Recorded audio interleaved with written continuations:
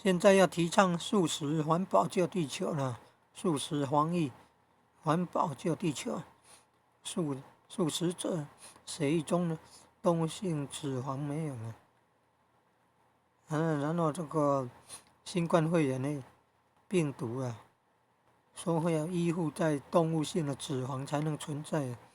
所以吃素就可以抵抗，可以有增强免疫力，还有防疫的能力了，防新冠肺炎的能力了。这是参考那个联合国世界卫生组织 WHO 的观念，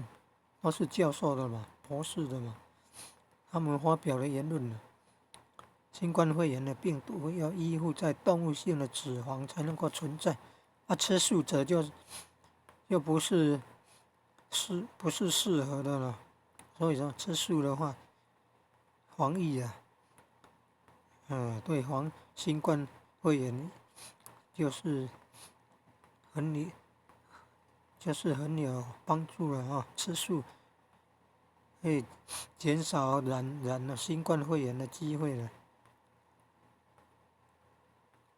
你看你看影片标签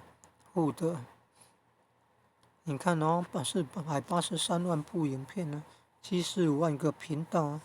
不过刚刚这样看还是没有完全都显示出来，可能是显示一部分而已了，也没有时间呢。